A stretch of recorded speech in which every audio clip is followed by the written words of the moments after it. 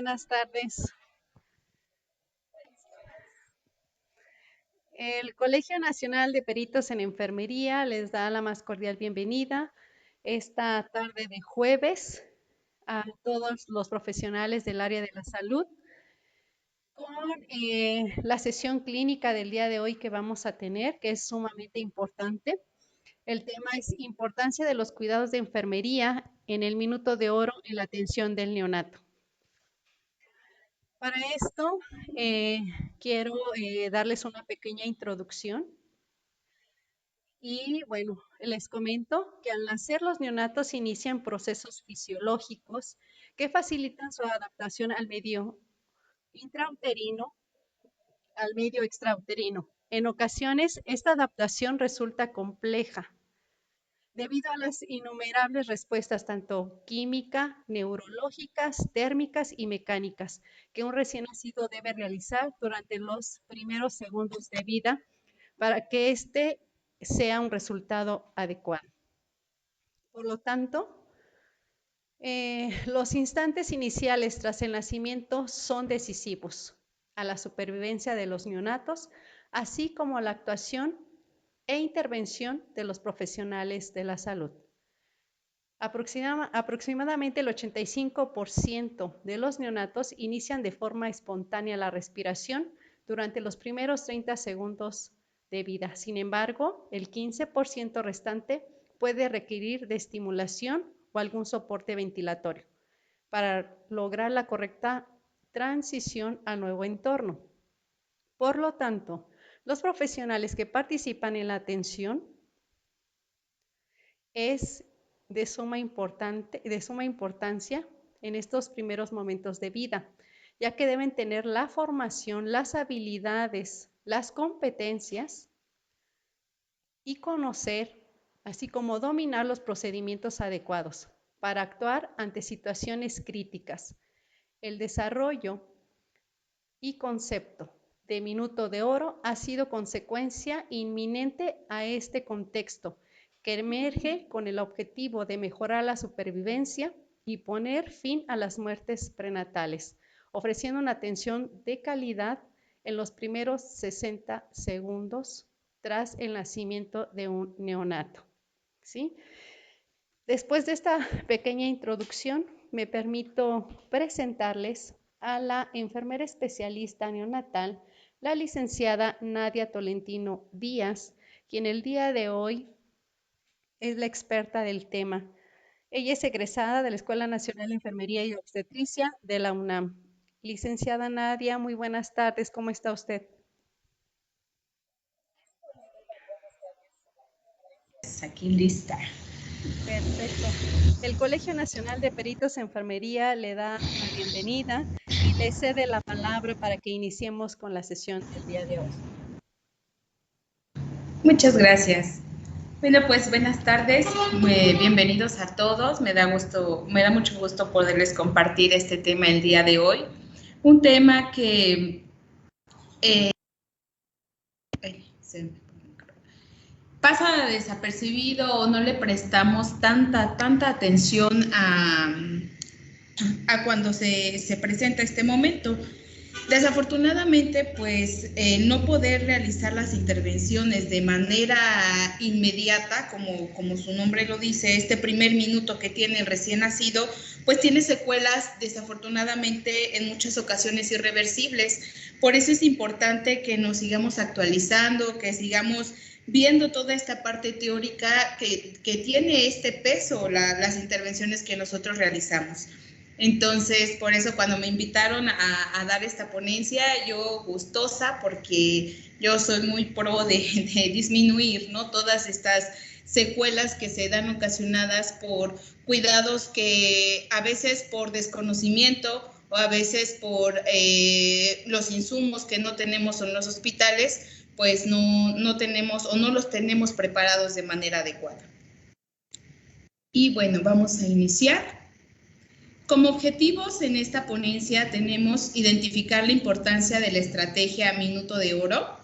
Bueno, me gustaría, empezando para interactuar un poquito con ustedes, me dejan, si me pueden dejar aquí en el Facebook, si ya habían escuchado hablar de este minuto de oro, o si hay algún protocolo en sus unidades que se sigue con tal de tener esto al pie, porque bueno, más adelante les voy a platicar un poquito de si realmente hay una forma de evaluar que se lleven a cabo estas estrategias o no. Conocer las intervenciones de enfermería que debemos realizar durante este primer minuto de oro y analizar el impacto que tienen estas estrategias en la disminución de las secuelas asociadas a estas malas intervenciones o a esta mala praxis.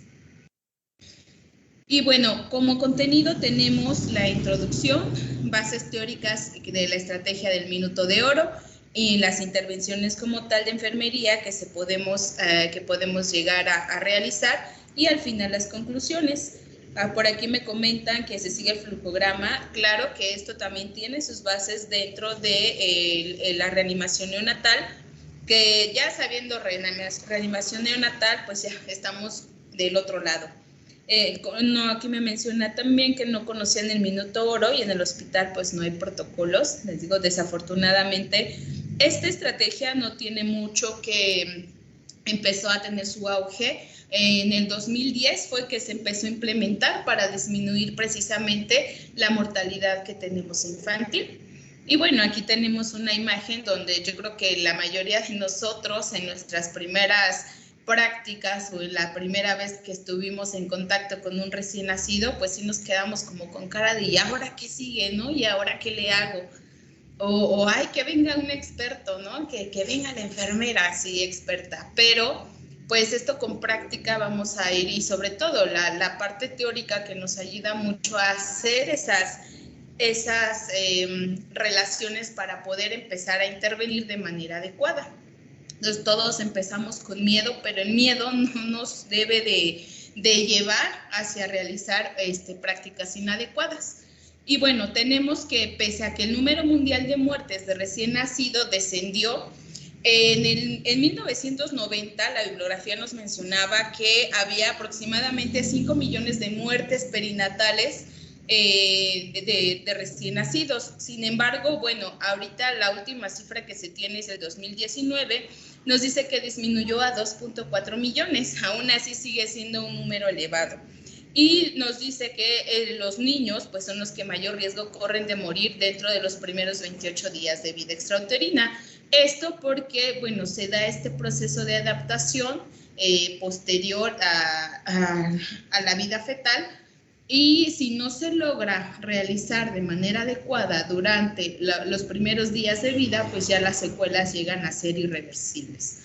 Las muertes en los primeros 28 días se deben principalmente a enfermedades, a malformaciones congénitas o a patologías que ya dejan en estado crónico al paciente. Sin embargo, también existen muchos trastornos que están asociados a alguna alteración durante el parto, que aquí es donde vamos a hablar de la importancia de tener este minuto de oro y de realizar las intervenciones de manera precisa y eficaz, pero sobre todo también de calidad, para que podamos ayudar a esa transición de la vida extrauterina. Aproximadamente un tercio fallece el mismo día que nace, y esto puede ser podemos tener mamás con un control prenatal de 10, que siguieron todas las indicaciones durante su embarazo, pero algo sucedió al momento del nacimiento, ya de medios de recursos humanos, de recursos físicos o de cualquier otra índole, que propiciaron a que algo sucediera durante ese nacimiento y que nos llevó a tener alguna alteración en esa transición hacia la vida extrauterina, y por lo tanto pues fallece. Y cerca de 3/4 partes en la primera semana de vida. Aún así siguen siendo pues bastante pronta la muerte de estos niños. Voy a poner un video. En este video nos explica rápidamente, precisamente en un minuto, qué es lo que sucede y por lo cual nosotros tenemos que propiciar y realizar las intervenciones necesarias para favorecer este proceso. Nada más me dicen si se escucha.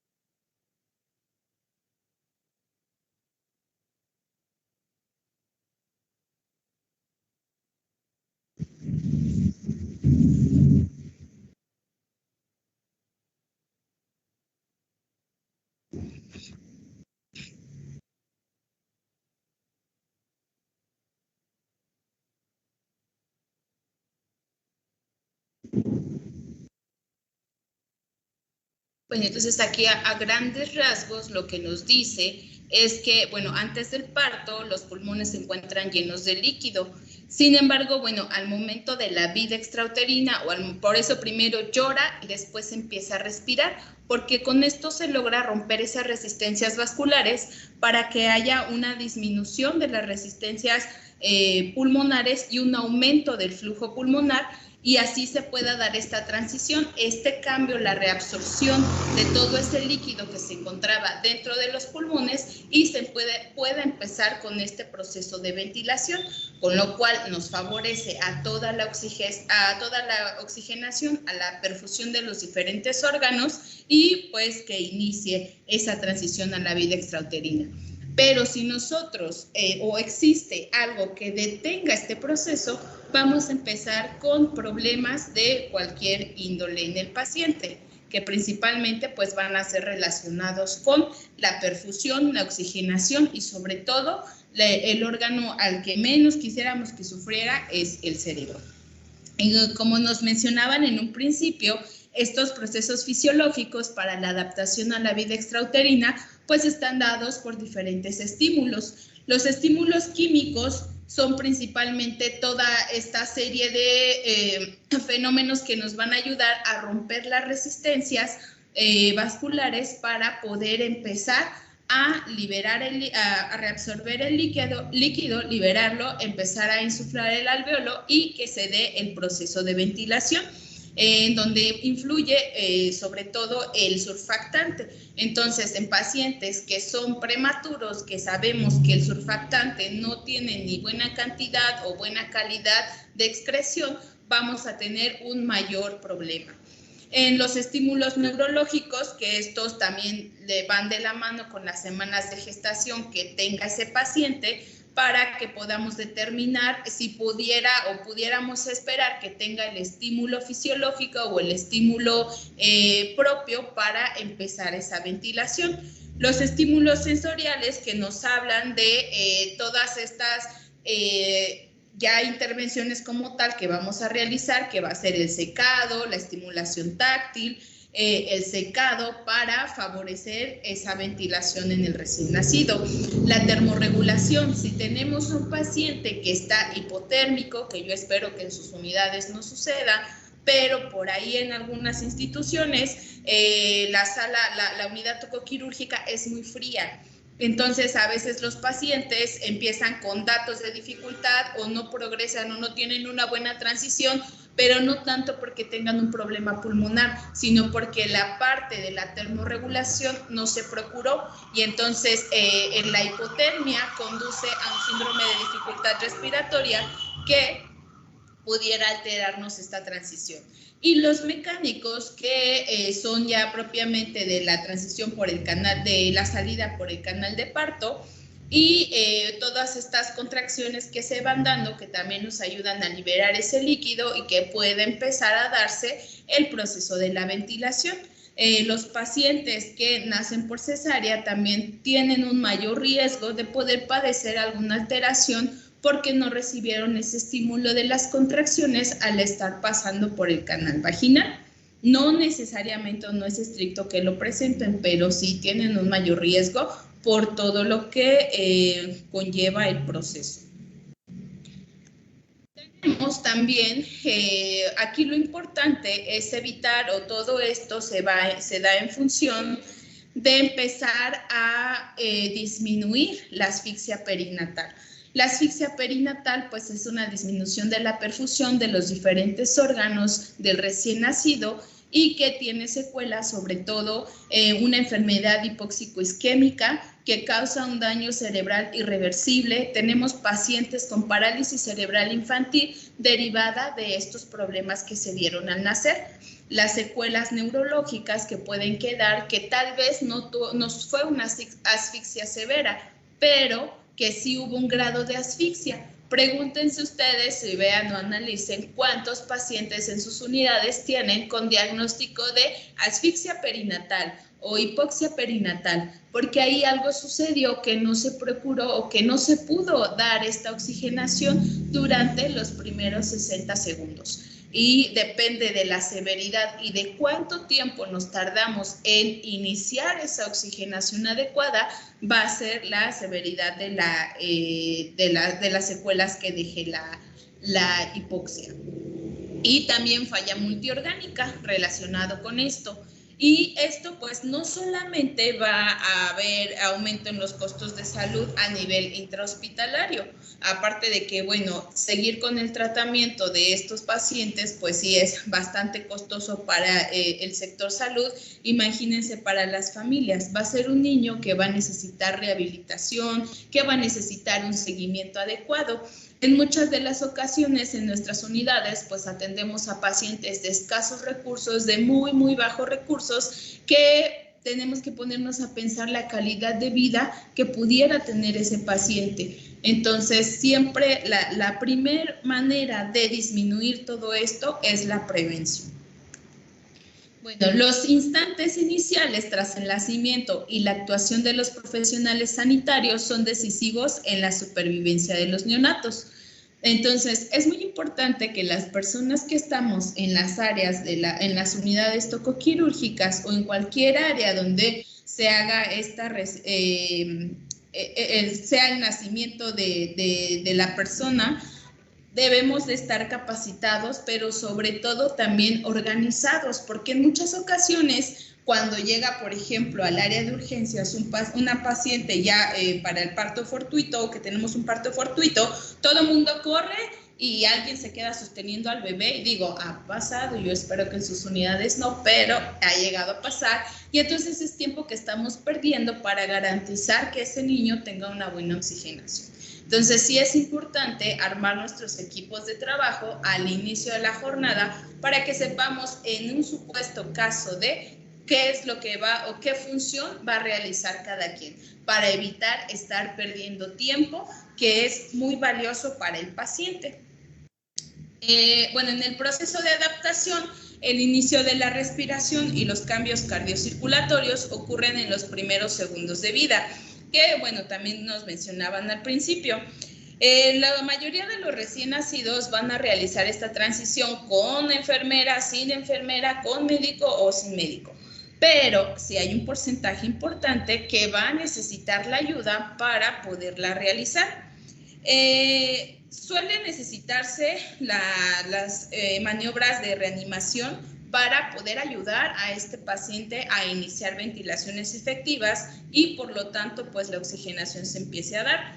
El paso más importante en la reanimación no es como en el adulto, que empezamos con compresiones, no, en el paciente neonatal va a ser siempre la ventilación. Entonces, el algoritmo de la reanimación neonatal, de hecho, inicia siempre con favorecer la ventilación. Aquí nos dice, el 85% de los pacientes va a tener una ventilación espontánea, va a nacer, va a tener una buena transición y no va a presentar un mayor problema. El 10% a la estimulación va a empezar a respirar. Hay pacientes que nacen y que no inmediatamente van a empezar a respirar, sino que van a necesitar de este estímulo táctil para poder empezar este proceso de ventilación. El 3% de estos pacientes va a necesitar apoyo extra con ventilación con presión positiva, que puede ser mediante un tubo en T, puede ser con una bolsa de presión positiva, y el 2% va a necesitar ventilación invasiva con cánula orotraqueal. El 0.1%, si se dan cuenta, es menos del 1%, son los que van a necesitar compresiones y ya el uso de medicamentos. Entonces, son muy, muy pocos los casos en los cuales los pacientes necesitan ya de maniobras avanzadas con el uso de medicamentos o fluidoterapia para iniciar esta transición de la vida extrauterina. Y bueno, el personal que brinda la atención en estos segundos cruciales deberá contar principalmente con la formación necesaria en reanimación neonatal, o por lo menos los puntos básicos que nos favorezcan a ayudarle en esta transición al recién nacido. con las habilidades necesarias para que pueda realizar las intervenciones, porque a muchas personas cuando suceden estos eventos en los cuales necesitamos actuar rápido, hay personas que se quedan como pensando o se ponen nerviosas. Por eso no es adecuado como mandar al estudiante, al pasante, no. Cuando vemos que se empieza a presentar algún problema o para la recepción de un recién nacido, no juguemos o no pretendamos que aprenda solito, no. Aquí sí tenemos que valorar mucho y darle prioridad a que solamente tenemos 60 segundos para que ese niño tenga una buena oxigenación y no tenga ninguna secuela relacionada con algún problema que se pueda presentar en estos segundos. Y el conocimiento de qué es lo que se tiene que hacer, qué pasos se tienen que seguir para que lo pueda desarrollar de manera adecuada. Digo, al final del día todos aprendemos con la práctica, pero sí es importante siempre que alguien esté vigilando para que pueda intervenir de forma inmediata y evitar que el paciente pase mucho tiempo sin una buena oxigenación. Y bueno, todo esto conforma la intención de realizarlo es para brindar la calidad de atención durante estos primeros 60 segundos, que ya como lo vimos en el video, pues tiene que ser sí o sí darse de esa manera para que toda la perfusión se logre de manera adecuada, porque si no, los órganos empiezan a sufrir. Y el primer órgano que sufre es la piel, por eso a veces están cianóticos y nos cuesta un poquito de trabajo que empiecen como a recuperar la coloración o que empiecen a adaptarse a esa coloración rosada esperada, porque ya hubo datos de hipoxia. Entonces tenemos que empezar a realizar estas intervenciones lo antes posible. Y bueno, la estrategia Minuto de Oro, como les mencionaba, en el 2010 fue cuando empezó a realizarse, empezó a elaborarse, empezaron a ver que seguía habiendo un alto índice de pacientes con secuelas neurológicas, un alto índice de pacientes que fallecían durante la primera semana de vida, y que todo esto estaba asociado pues a cómo se estaba realizando esta reanimación neonatal. Nos dice que es una secuencia lógica de pasos que nos va a ayudar a intervenir, a favorecer la ventilación en el paciente neonatal para hacer una buena transición hacia la vida extrauterina. Nos dice que es de forma estandarizada, para que todos lo hagamos de la misma manera, para que aquí y en China se haga de la misma forma. Evitar estar realizando las intervenciones de manera inadecuada o haciendo una mala praxis. Por eso se hizo de esta manera, para poder hacer frente a estos segundos críticos en los cuales necesitamos favorecer esa transición a la vida extrauterina y mejorar la supervivencia de estos recién nacidos, para que tengan una calidad de vida adecuada. Y bueno, como les mencionaba, todo esto tiene sus principios también en el algoritmo de reanimación neonatal. Este es un pequeño, la primer parte donde nos marca pues los primeros 60 segundos, que nos dice lo primero también, y de hecho algo que nos marca la iniciativa de la estrategia de Minuto de Oro, es que tenemos que ver todo el contexto prenatal, para que también podamos identificar los riesgos que se pueden prever y que podemos agilizar las intervenciones sin necesidad de perder tiempo.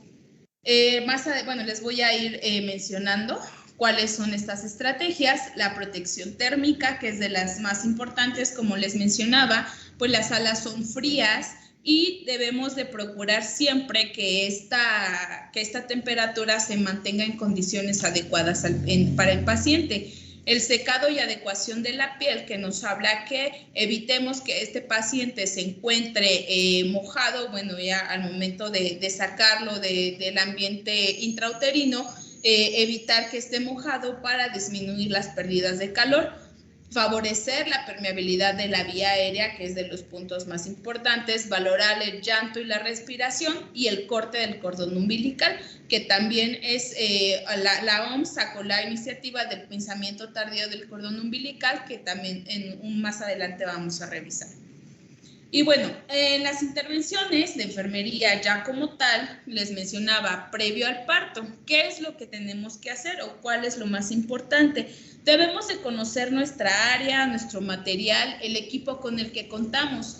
Es importante que al inicio de la jornada revisemos todo el material que nosotros pudiéramos ocupar para la atención del recién nacido, que contemos con una caja de reanimación neonatal en donde esté la bolsa de presión positiva, donde estén las mascarillas, el mango de laringo, que tenga pilas ese mango por si requiriera maniobras más avanzadas, la bolsa que esté completa, que contemos con la extensión de oxígeno, que las tomas de oxígeno estén funcionales, la succión esté funcional, que tengamos la perilla, que la cuna esté encendida, que esté precalentada, porque en ocasiones, bueno, ya llega la paciente y nos dicen que llega en periodo expulsivo y ya le subimos todo rápido a la cuna para que caliente rápido y podamos, eso no funciona. Por eso es importante tenerlo previsto y evitar estos problemas, porque a veces el recién nacido no nos va a esperar hasta que la cuna se caliente,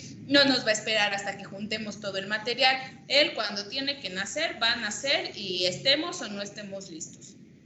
La prevención de infecciones. Procurar también que este ambiente en el cual vamos a recibir al recién nacido se encuentre con las medidas adecuadas de sanitización, desinfección, esterilización, para que no sea un medio extra por el cual el paciente pudiera tener algún otro riesgo de infección y que, bueno, también eso perjudique su estado de salud o que pueda provocar alguna secuela derivada de ella. Le favorece la termorregulación, sí se hace mucho hincapié, de hecho sí nos menciona en varios puntos esta termorregulación, que es muy importante porque la mayoría de los pacientes que empiezan con dificultades respiratorias, en cuanto se logra una termorregulación adecuada, disminuye la sintomatología, y a veces son pacientes que son ingresados a las unidades de cuidados intensivos por este síndrome de dificultad que solamente estaba asociado a la termorregulación, pero ya es un paciente que subió a la unidad, que ya está invadido, que ya estuvo en contacto con este ambiente y que, bueno, se tiene que quedar para vigilancia. Entonces es muy importante procurar todo este ambiente en el cual vamos a recibir al recién nacido. Nos habla también de la iluminación. Hay ocasiones en las que las lámparas no funcionan o no tenemos un buen alumbrado, una buena iluminación en la sala, y eso favorece a que no podamos identificar las características de la coloración del paciente. Hoy también nos habla de no darle tanto estímulo luminoso al paciente cuando ya lo tenemos, ya sea sobre el tórax de la madre o en la cuna radiante. A veces las lámparas pues tienen un alto grado de luces y la prendemos y todo le da en la cara al bebé. Entonces hay que recordar también que estos estímulos hay que disminuirlos porque favorece también al disconfort y por lo tanto puede ocasionar también problemas ahí con respecto al grado de dolor que pudieran sentir, aparte de que están apenas adaptándose a la vida extrauterina y pudieran presentar alguna lesión ocasionada por darle que la luz le dé directamente a los ojos. Y bueno, este checklist aparece en el manual de reanimación neonatal y nos habla, les voy a hablar a grandes rasgos, que nos dice que debemos conocer el entorno. Siempre que lleguemos al área hay que revisar que todo esté en su lugar, que esté a la mano, que esté para tomarlo fácilmente, evitar que todo esté desordenado, que tenga un orden para que podamos tomarlo rápidamente y no perder tiempo en estar yendo y viniendo, que son segundos que le estamos quitando de calidad a este paciente. Usar toda la información disponible. Tenemos que preguntar de la madre cuántos embarazos han sido, por qué empezó con trabajo de parto, si va a ser parto, si va a ser cesárea, todo esto antes del nacimiento para poder empezar a preparar la sala y favorecer ese primer minuto de vida. Identificar al líder del equipo. Bueno, aquí también tenemos que ponernos de acuerdo. Si lo va a recibir el pediatra, entonces empezar a preparar cómo lo vamos a asistir. O en caso, hay algunas instituciones en las que a veces no llega el pediatra, no está el pediatra, y quien lo va a recibir es enfermería. Entonces debemos conocer todo este proceso para que no le quitemos tiempo valioso a este niño, tratando de ver qué es lo que vamos a realizar. Entonces, idealmente, el líder debe de ser la persona más experta para la atención del recién nacido. Comunicar eficazmente. Aquí tenemos que estar organizados, saber en qué momento, no esperarnos hasta que llegue el paciente, hasta que ya esté la mamá en periodo expulsivo, que ya esté coronando para decir, ay, háblale al pediatra, ay, háblale a enfermería o a cualquier otro personal que está dentro del equipo de reanimación del paciente. Ya debe de estar todo listo para que ese niño se reciba en las mejores condiciones. Delegar trabajo de manera óptima, lo que les decía, si voy a mandar a lo mejor al estudiante, al pasante, con la intención de formarlo, con la intención de que aprenda, sí le tengo que explicar primero cómo es toda la dinámica antes de permitirle intervenir para no perder tiempo.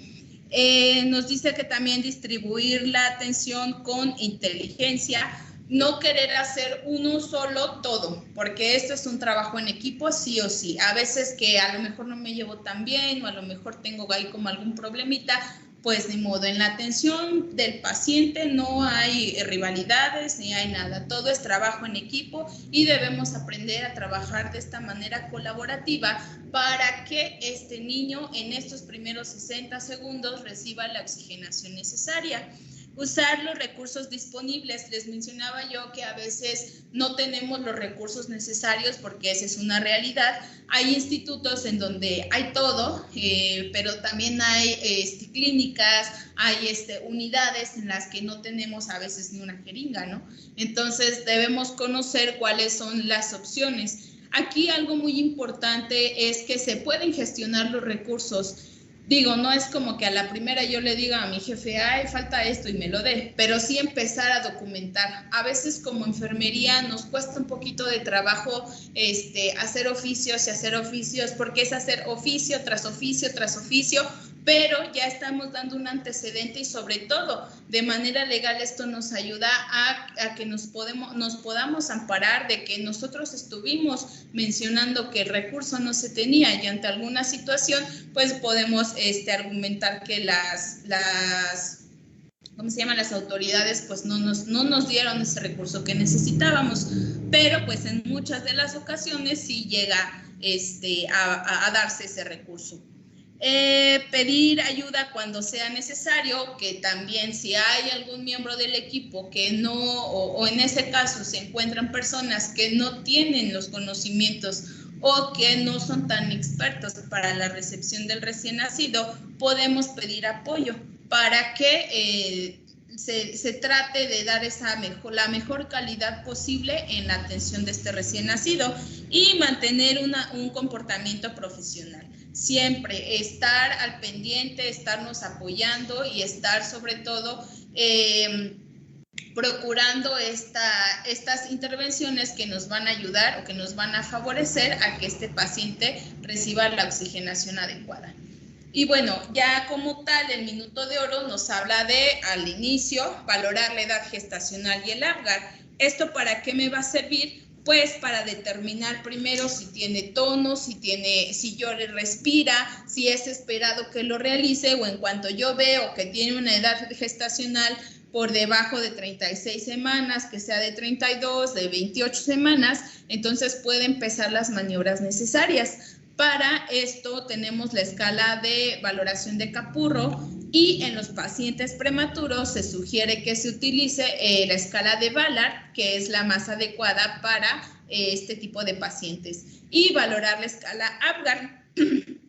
Si tengo una escala de Apgar mayor a 7 puntos, entonces no hay tanto problema, al primer minuto no hay tanto problema, solo hay que estar vigilando que no vaya a disminuir posteriormente. Si no, nos dice que si no hay una alteración y se realizan los cuidados junto a la madre, es decir, en el tórax de la madre se coloca el recién nacido y ahí vamos a empezar a realizar estos pasos iniciales. En caso contrario de que veamos que tiene un puntaje Apgar bajo o una edad gestacional baja, vamos a trasladarlo inmediatamente a la cuna de calor radiante que ya tenemos preparada para su atención y empezar estos pasos iniciales o estas intervenciones del minuto de oro. Vamos a posteriormente, ya sea en el tórax de la madre o si ya vimos que hubo alguna dificultad y lo tuvimos que trasladar, vamos a despejar la vía aérea, a valorar el llanto y la respiración. Nos dice que vamos a empezar, esa cuna ya tendría que haber estado calentada, vamos a empezar a secar y a estimular. Vamos a succionar solamente en caso de que sea necesario. El manual de reanimación ya nos habla de que tampoco la aspiración directa ya es recomendada, porque de todas maneras, en caso de que tengamos presencia de meconio, el meconio ya se introdujo y aunque la aspiremos, ya no lo vamos a sacar del lugar en donde se bloqueó. Entonces, no se recomienda ya tampoco la aspiración directa. Solamente con la perilla o en caso necesario pudiéramos utilizar una sonda si vemos que ese líquido es muy espeso o que todavía le cuesta trabajo hacer esa ventilación por el exceso de líquido que tenga. Vamos a iniciar por la boca porque así podemos quitar la mayor cantidad de secreciones y posteriormente y solo en caso necesario la nariz. Todo esto para evitar trauma y que el paciente pueda realizar su ventilación.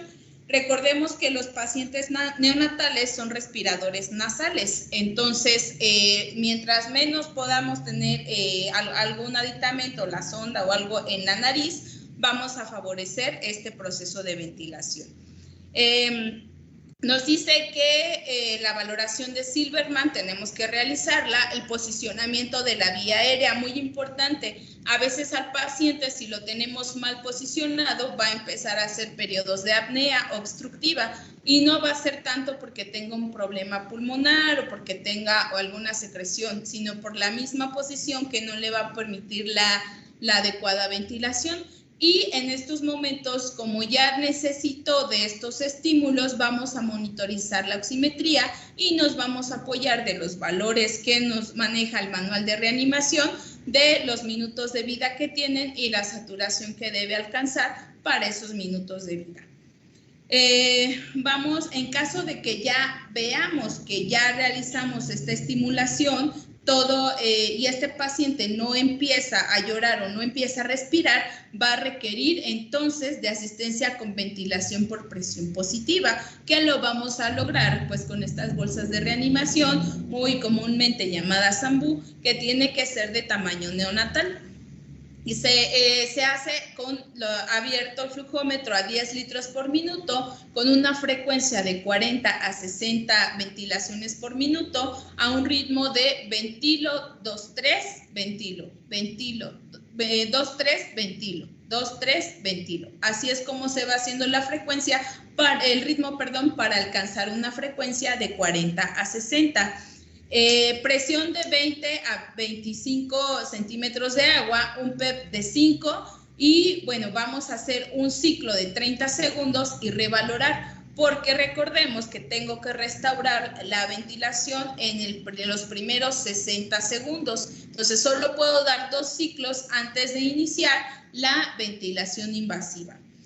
Y bueno, en caso de que ya el paciente empiece a llorar, empiece a tener una buena coloración, empiece ya con este esfuerzo respiratorio propio, ya podemos realizar, en caso de que esté en el tórax de la madre, que no requirió ventilación positiva, que no requirió alguna maniobra extra y lo tenemos en el tórax de la madre, que hicimos todos estos primeros pasos ahí, podemos retrasar de 1 hasta 3 minutos el pinzamiento del cordón.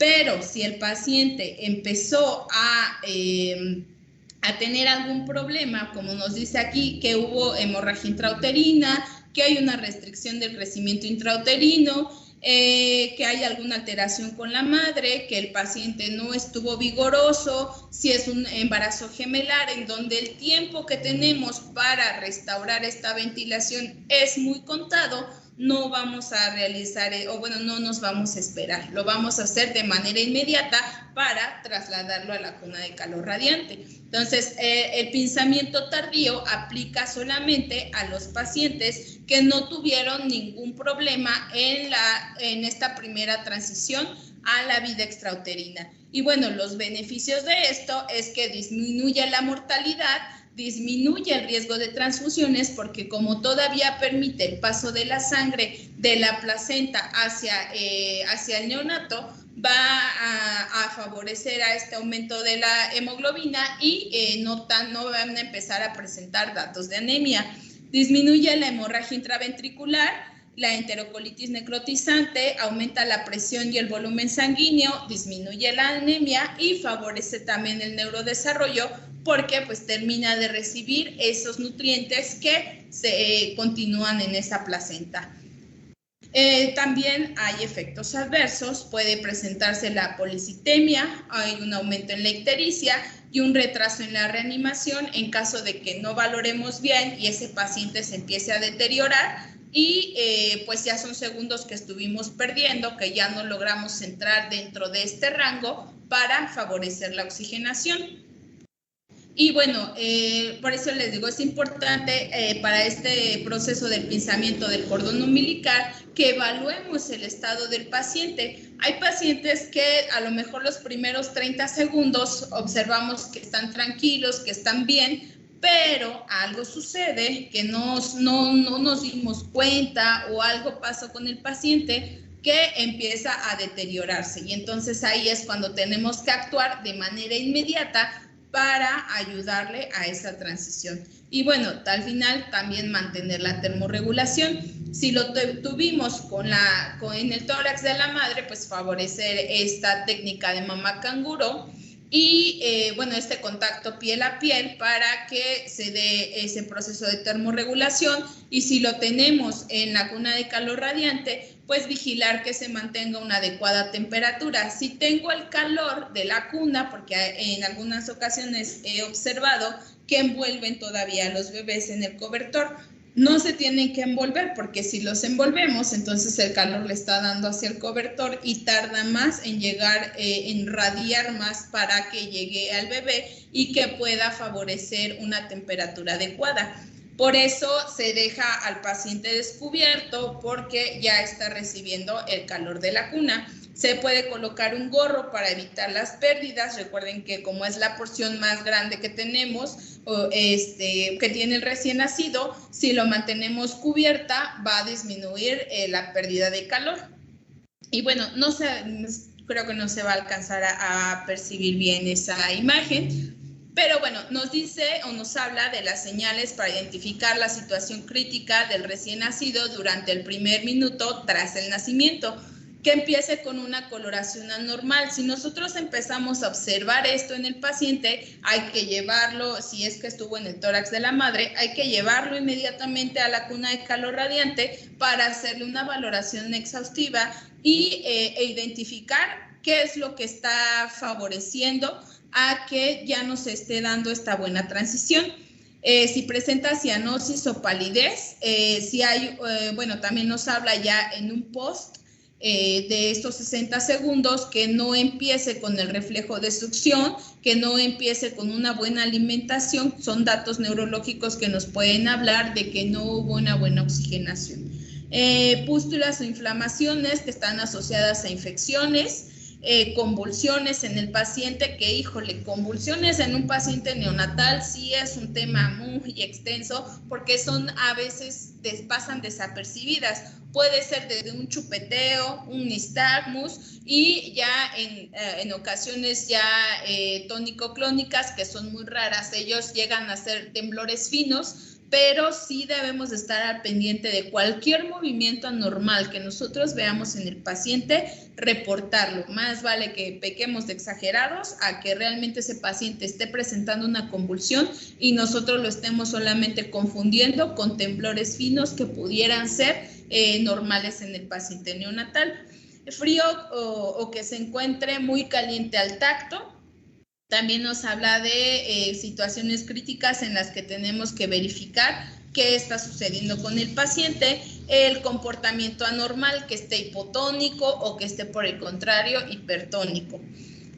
Y bueno, ya como resumen general, tenemos que las actuaciones durante el minuto de oro nos habla que primero, antes, ya recapitulando, antes de todo esto, tenemos que valorar siempre qué es lo que vamos a realizar, con qué material contamos, toda esta organización del equipo que vamos a participar en la recepción de este paciente, realizar esta valoración inicial para poder determinar si lo podemos hacer en el tórax de la madre o debemos llevarlo a una cuna de calor radiante, que lo ideal es hacer como este proceso fisiológico de tenerlo en el tórax de la madre, porque eso aparte emocionalmente pues a la madre también le ayuda para este apego inmediato que se pueda dar.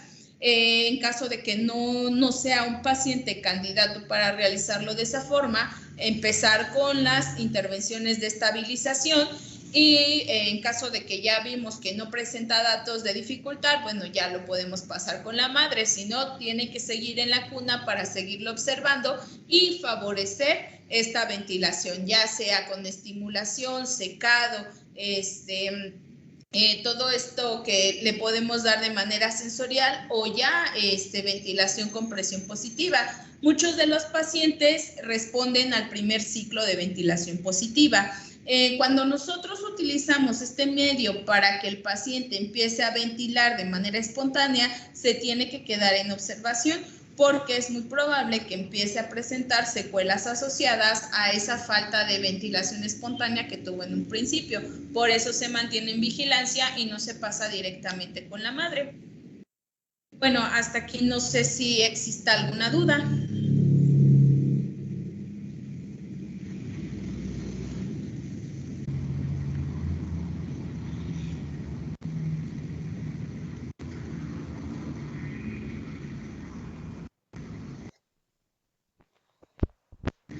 Licenciada Nadia, hasta este momento me parece que no hay dudas, no han comentado en el chat.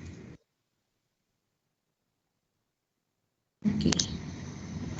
Bueno, pues entonces como vemos es un tema de suma importancia, sobre todo porque, bueno, les comentaba yo no encontré haciendo la revisión sobre la forma de evaluar realmente el apego a este procedimiento.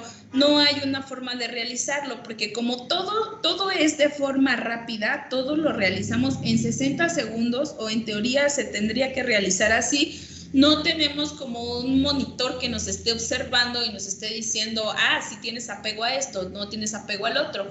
Otra parte que no ayuda mucho es que la mayoría del personal desconoce este proceso. Como es parte o es tomado de los primeros pasos, de estos pasos iniciales de la reanimación neonatal, muchas personas como que se guían por eso y ya no prestan como tanta atención, que realmente van de la mano, pero sí es procurar realizarlo. O inclusive me he encontrado con unidades en las cuales ni siquiera hay un reloj dentro de la unidad tocoquirúrgica, ¿no? Y nos preguntamos, bueno, ¿y entonces cómo realizan la toma de frecuencia cardíaca, de frecuencia respiratoria? Digo, son desviaciones que se encuentran y que se les tiene que dar un seguimiento para que podamos garantizar esta calidad. Por eso la importancia de tener este tipo de sesiones, de actualizarnos, de seguirnos formando, sobre todo para el beneficio de ellos. Ellos son pacientes que no te van a decir, ay, ¿qué crees que me duele aquí, me duele acá, o tengo esto, siento esto? Entonces, el mundo de la neonatología se basa prácticamente en todo lo que tú hagas, todo lo que tú tengas, el conocimiento que tienes que hacer, porque las secuelas no las vas a notar ahorita, las secuelas no las vas a ver, no van a ser visibles al momento de que egresa 2, 3 días después ese paciente, si es que se fue a alojamiento conjunto y no nos dimos cuenta. Las secuelas van a venir después, cuando este pequeño no tenga un buen desarrollo neurológico, cuando veamos o empecemos a percibir que este niño en la escuela tiene alguna problemática, que tiene diferentes daños, que hasta que empieza él a tener todo este desarrollo psicomotriz, pues pueden ser identificadas, pero en muchos de los casos ya muy tarde para poderles dar una rehabilitación eficaz que mejore la calidad de vida. Entonces, el impacto de todo esto es mejorar la calidad de vida de estos pacientes que no tienen voz y que la única manera de ayudarlos pues es haciendo estas sesiones, estas revisiones, actualizándonos, y pues sí, los felicito por estar aquí el día de hoy, por permitirme compartirles este tema, que yo espero que, bueno, ya ahora cambie un poquito su panorama, y ahora cuando lleguen a las unidades en las que ustedes están, en las que laboran, empecemos a ver qué desviaciones hay, qué es lo que se está haciendo, o más bien qué no se está haciendo, para que garanticemos o demos esta calidad de cuidado al paciente en esta transición hacia la vida extrauterina. Y bueno, aquí, bueno, no sé si me apoya con las preguntas. Claro que sí, licenciada Nadia. Ya tenemos por aquí algunas preguntas de nuestros colegas. Nuestra colega Naye nos dice, ¿podría decir el nombre de la escala para valorar al recién nacido prematuro, por favor? Claro, es la escala de Ballard. La regreso. Aquí está. Método de Ballard, como valora hipotonía y toda la cuestión neurológica o de neuromuscular nos ayuda a mejor a la valoración de edad gestacional en el prematuro. Ok, gracias, licenciada. Nuestra colega Lidia Márquez nos comenta, ¿en qué minuto se debe hacer el corte del cordón umbilical? Nos menciona la bibliografía si el paciente está con algún dato de hipotonía o que identifiquemos que algo no está cursando de manera normal, se hace inmediatamente. En caso de que el paciente inicie con una transición normal que no requirió apoyo para la ventilación espontánea, se puede retrasar hasta 3 minutos, de 1 a 3 minutos. Ok, gracias, licenciada Nadia. Por aquí tenemos otra pregunta de la colega Carla Mora. ¿Hasta cuánto tiempo puede permanecer el recién nacido sin pinzar el cordón umbilical? Bueno, les repito, aquí la bibliografía nos marca que máximo 3 minutos. En ocasiones ya no se deja más porque, bueno, por todo el proceso también que implica de la madre, pero se ha hecho una estimación de máximo 3 minutos. He encontrado bibliografía que dice que hasta 5, pero se han asociado un poquito más con alteraciones o con la presencia de las secuelas o de los efectos adversos de realizar el procedimiento. Por eso se estimó una media de máximo 3 minutos. Gracias, licenciada Nadia. Por aquí tenemos otra pregunta. La colega Liz nos dice, ¿nos puede proporcionar bibliografía o libros para complementar, por favor? Claro que sí, está el manual de reanimación neonatal. Hay un libro que es de la Organización Mundial de la Salud que se llama Cuadernillo para la valoración del minuto de oro. Y en internet hay una página que se dedica mucho a dar temas, bueno, a publicar temas acerca de la salud perinatal, que es Fundasamil. Y Campus Baigon, ellos son los que tienen una amplia gama de temas en cuestiones neonatales. Gracias, licenciada Nadia. Tenemos otra pregunta de nuestra colega Erika Rodríguez. Dice sobre la profilaxis oftalmológica y aplicación de vitamina K, ¿cuál sería su Esa se observación?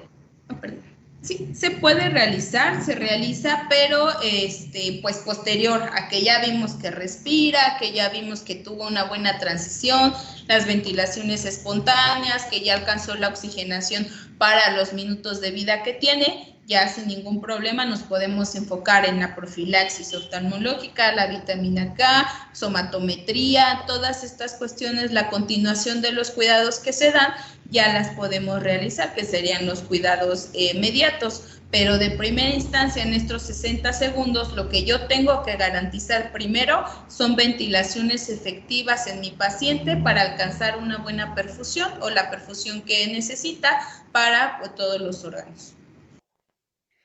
Gracias, licenciada Nadia. Por aquí nuestra colega Rosalinda Guerra Juárez nos dice, ¿se debe exprimir el cordón antes de cortarlo? ¿Qué crees? Que he estado leyendo bibliografía donde nos hablan sobre se hace el contraste de exprimir el cordón previo al camplaje, a hacerle el clamp, o primero clampar y ya después cortar. Y realmente no hay muchos estudios que nos puedan avalar si hay una gran diferencia entre uno y otro. Entonces, por ahí tenemos una muy buena línea de investigación para verificar cuál pudiera ser el mejor proceso, pero en sí no nos dice que haya un aumento en beneficio de uno o de otro, pero sí es un tema del que hace falta más investigación. Gracias, licenciada Nadia. Nuestra colega Sara Fernández nos dice, en Chiapas, Clínica de Parto Humanizado, Huixtla, hemos ventilado a presión positiva con bolsas sobre el tórax de la mamá y nos ha dado buenos resultados. Solo 2 ciclos máximo y nuestros bebés han respondido muy bien. El calor materno les ayuda muchísimo. Muy bien, muy bien. La verdad es que yo no había escuchado de esa práctica, pero qué bueno que lograron hacer esas intervenciones, y pues sí está la invitación para que se haga un protocolo, podamos empezar con esta parte de evidenciar estas prácticas que estamos realizando y que pues tienen muy buenos beneficios para nuestro paciente. Gracias, licenciada Nadia. Por aquí nuestro colega Trejo nos dice, ¿hay características para identificar algún trastorno del sistema hematoinmuno?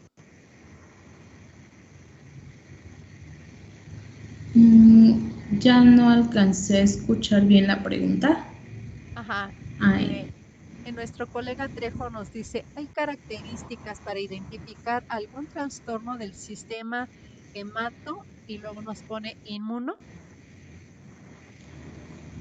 Pudiéramos, en estos primeros 60 segundos sí es difícil identificarlas, a menos de que empecemos a notar, por ejemplo, sangrado excesivo del cordón umbilical, petequias, presencia de alguna hematomas, algo que el paciente nos refiera de primera instancia, pero en esta primera valoración inicial es difícil. Generalmente se da con el paso de los días y a la toma de los laboratorios en el paciente. De manera instantánea es difícil del sistema hematoinmunológico. Gracias, licenciada Nadia. Por aquí tenemos otra pregunta. La colega Alexa Martínez nos comenta, ¿el procedimiento es viable en pacientes con enfermedades infectocontagiosas? Para la aplicación del minuto de oro eso se hace a cualquier paciente. Me imagino que se refiere un poquito a la cuestión del contacto piel a piel o de realizar las maniobras en el tórax de la madre.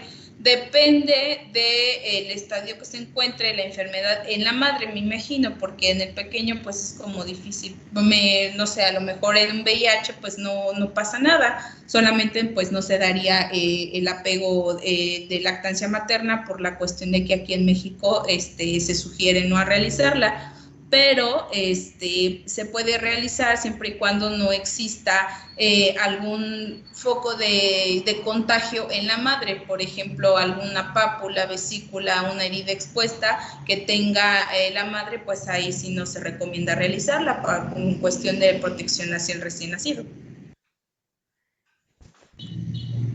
Gracias, licenciada Nadia. Nuestro colega Salomón González Romero nos dice nuevamente, ¿las bibliografías las pueden dejar en el chat?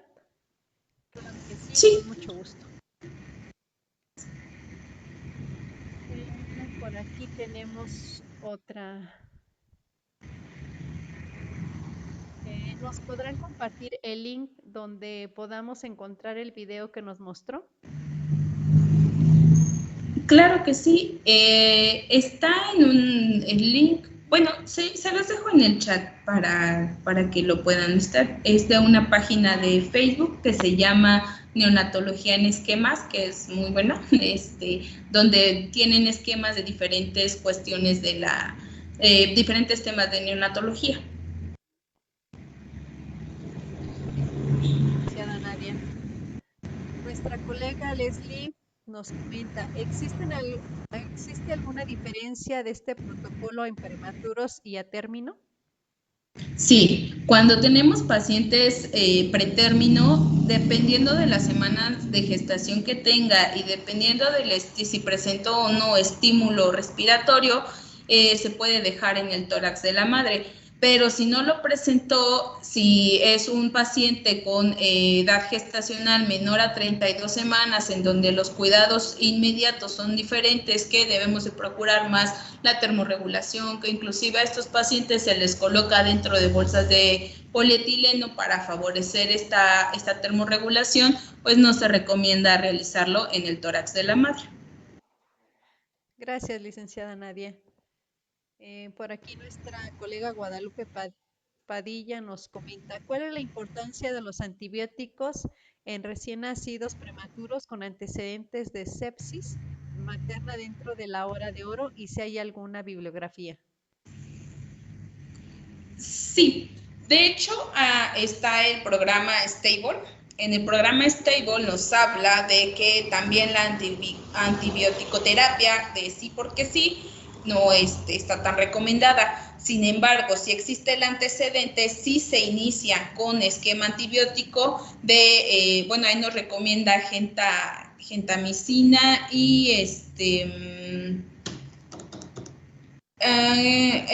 ampicilina micacina, gentamicina micacina, para poder darle esta prevención. Se le toman laboratorios y si no tiene alguna alteración, se suspenden y solamente se hace de manera profiláctica porque es más el beneficio de iniciárselos y ya después se le retiran a no iniciárselos y que empiece con datos de sepsis y que se agrave el estado del paciente. Pero sí, el programa de Stable nos maneja esos parámetros de en qué momentos y bajo qué condiciones sí se puede iniciar antibiótico-terapia.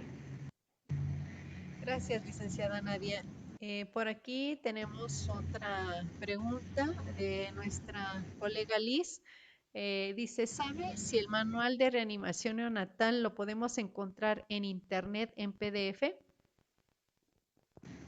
La verdad es que no me he dado la tarea de buscar el nuevo, el de la 8ª edición, pero me supongo que sí, sí debe de estar. Ok, muy bien. Gracias, licenciada Nadia. Por aquí nos comenta un colega, ¿la gentamicina no ocasiona pérdida de audición del recién nacido? Sí, desafortunadamente no tenemos un medicamento que no ocasione un efecto secundario en los pacientes, pero aquí tenemos que realizar una valoración de riesgo-beneficio. Sí, puede haber daño auditivo y que el paciente se muera por sepsis. Entonces sí se hace una valoración de riesgo-beneficio en donde pues se trata de disminuir el riesgo de la sepsis o tratar esa sepsis que pudiera ocasionar pues otras secuelas más severas llegando hasta la muerte. Entonces sí, pues sí, sí es un riesgo que se corre en los pacientes. Gracias, licenciada Nadia. Pues hasta ahorita son todas nuestras preguntas. Si usted me lo permite, leer algunos comentarios sobre nuestros colegas que han hecho sobre esta sesión Sí, del claro, día de hoy. gracias. Sí. Y bueno, nuestra colega Margarita Carranza nos dice buenas tardes, saludos desde Teoloyucan, Estado de México. Nuestra colega Rosa dice buenas tardes desde el estado de Chiapas. Por aquí también nos comentan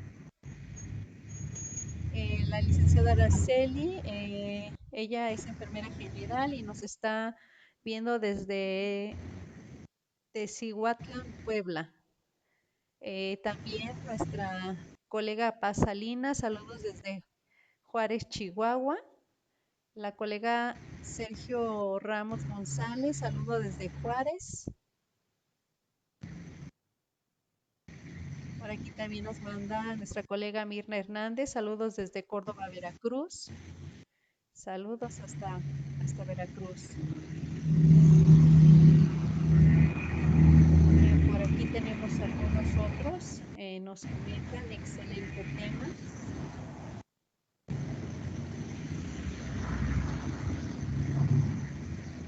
Excelente tema, la licenciada Viral.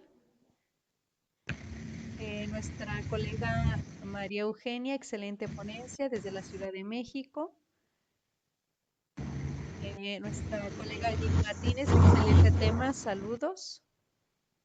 Aquí tenemos una pregunta de nuestra colega Hernández Maleni. Nos dice, ¿la vitamina K y la oftalmológica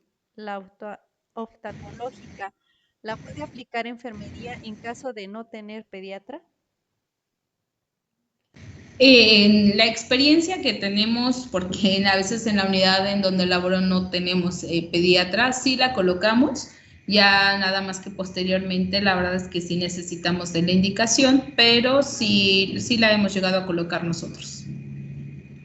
Ok, gracias, licenciada Nadia. Continúo con los comentarios. Nuestra colega Maribel González, gracias, saludos. Nuestra colega Isabel, saludos desde Campeche, excelente ponencia. Nuestra colega Betty Medina, excelente tema. Nuestra colega Yasmín Vázquez, muy interesante y muchísimas gracias. Y bueno, finalmente hasta acá, hasta este momento son los comentarios. Van a seguir llegando en el transcurso de estos días, puesto que nuestra sesión se queda grabada, la pueden estar revisando todos nuestros colegas. Y bueno, pues no me queda más que agradecerle a nuestra ponente del día de hoy, a la experta, ¿verdad? A la licenciada Nadia Tolentino Díaz, enfermera especialista, neonatóloga. Gracias, licenciada Nadia, por la aportación de todo este vasto conocimiento que el día de hoy ha hecho para todo el área de la salud, para todos los profesionales de enfermería. Y era de suma importancia tocar estos temas porque bien lo comentó usted, el personal de enfermería siempre tiene que ser proactivo, siempre tiene que ir 1 o 2 pasos adelante para dar esta atención a los neonatos, con la intención de proporcionar una atención de calidad, pero sobre todo disminuir los riesgos y secuelas que pueda tener en este caso los neonatos, ¿verdad? Pues el Colegio Nacional de Peritos en Enfermería le agradece, licenciada Nadia, por esta excelente ponencia el día de hoy.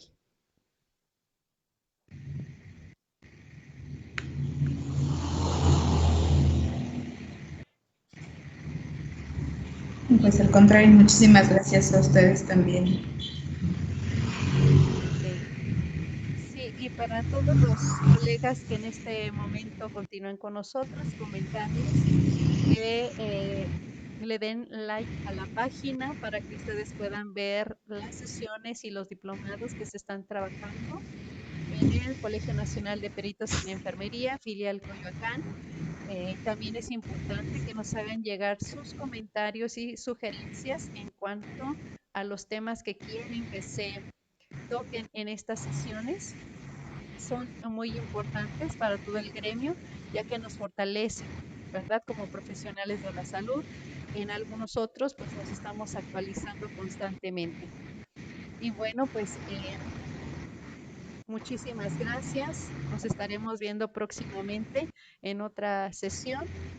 Les agradecemos el que se hayan dado el tiempo para estar con nosotros. Muchísimas gracias. Que Dios los bendiga. Hasta pronto.